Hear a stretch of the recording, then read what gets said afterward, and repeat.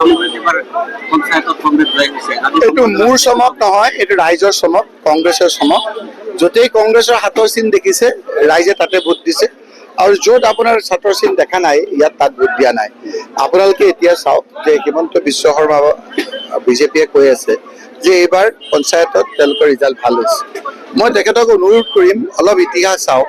তৰুণ গগৈ ডাঙৰীয়া যেতিয়া মুখ্যমন্ত্ৰী আছিল, ৰকিবুল হুছেইন যেতিয়া মন্ত্ৰী আছিল, সেই সময়ত যি পঞ্চায়ত নিৰ্বাচন হৈছিল সেই সময়ত 26,000 আমাৰ গাঁও সভাৰ সদস্য আছিল, তাৰ ভিতৰত 21,000 কংগ্ৰেছ জিকিছিল। 2019টা পঞ্চায়ত আছিল, প্ৰায় 90% পঞ্চায়ত কংগ্ৰেছ জিকিছিল। আঞ্চলিক পঞ্চায়তো আছিল, কিমান আঞ্চলিক পঞ্চায়তো জিকিছিল। জিলা পৰিষদ আছিল 219টা, 90% জিলা পৰিষদ কংগ্ৰেছ জিকিছিল। কিন্তু পৰৱৰ্তী ছমাহৰ ভিতৰত যেতিয়া নিৰ্বাচন হ'ল, কংগ্ৰেছ ধৰাশায়ী হৈ গ'ল, কংগ্ৰেছ হাৰিলে। Party in power, BJP power থকা অৱস্থাত হিমন্ত বিশ্ব শৰ্মাৰ দাবী ধমকি বিভিন্ন প্ৰশাসনক লগাই যিদৰে এক পৰিস্থিতিৰ সৃষ্টি কৰিছিল, সেই সময়ত তেওঁ যিদৰে ৰিজাল্ট ভাবিছিল সেইটো হোৱা নাই, আৰু সেইকাৰণে তেওঁ এতিয়া বিভিন্ন প্ৰকাৰে গৌৰৱ গগৈ ভোটে তেওঁক খেদি ফুৰিছে। তেওঁ এতিয়া বোলে ৰাতি উৎসৱ খাই যায়, গৌৰৱ গগৈ বুলি বিচৰাৰ পৰা আমি বোলে দৌৰা-দৌৰি কৰে বুলি শুনিছো।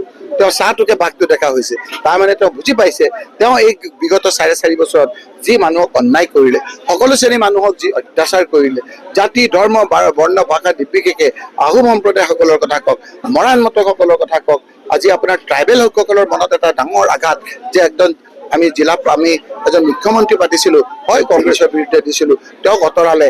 এই কথাবিলাক আপোনাৰ জনজাতিৰ লোকসকলৰ বুকুতো আছে। আজি বঙালী হিন্দু মানুহখিনিয়ে ভাবিছে যে আমাৰ উপযুক্ত প্ৰতিনিধি নাই, যাকে তই তুমি তামাক কৈ যিদৰে মানুহক ব্যৱহাৰ কৰে, ডাঙৰ সৰু নাই যিদৰে আপোনাৰ ব্যৱহাৰ কৰে, শিক্ষক নাই, আমাৰ জ্যেষ্ঠজন নাই, যাক যিধৰণে আপোনাৰ বেয়া ব্যৱহাৰ কৰে, এই কথাবিলাক মানুহৰ মনত এটা ক্ষোভৰ আকাৰ লৈছে আৰু এইটো এটা ভোটৰ আকাৰ লৈছে। এই কথাবিলাক হিমন্ত বিশ্ব শৰ্মাই আজি বুজি পাইছে, মাননীয় মুখ্যমন্ত্ৰী ডাঙৰীয়াই, আৰু সেইকাৰণে হিমন্ত বিশ্ব শৰ্মাই এতিয়া কংগ্ৰেছৰ চাহটোকে বাঘটো দেখা হৈছে আৰু বিভিন্ন প্ৰকাৰৰ উন্নয়নৰ কথা ক'ব লাগে। তেওঁ মানুহৰ ওচৰত আহি ক'ব লাগিছিল যে আমি 2 কোটি চাকৰিৰ কথা কৈছিলোঁ, আমি 2 কোটি চাকৰি দিলোঁ। আমি 25 লাখ বছৰি চাকৰিৰ কথা কৈছিলোঁ, 25 লাখ বছৰি চাকৰি দিলোঁ।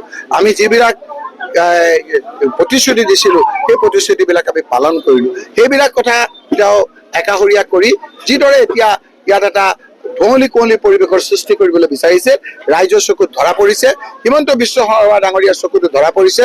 তেওঁ ইণ্টেলিজেন্সে খবৰ দিছে যে য'ত উজনিত কংগ্ৰেছে মাত্ৰ জিলা পৰিষদত ক'ৰবাত 1000, ক'ৰবাত 500 ভোটত হাৰিছে, ক'ৰবাত আপোনাৰ 70টা 80টা ভোটত গাঁও সভাৰ সদস্য হাৰিছে, আৰু আমাৰ আঞ্চলিক পঞ্চায়ততো মাত্ৰ কেইটামান ভোটত হাৰিছে।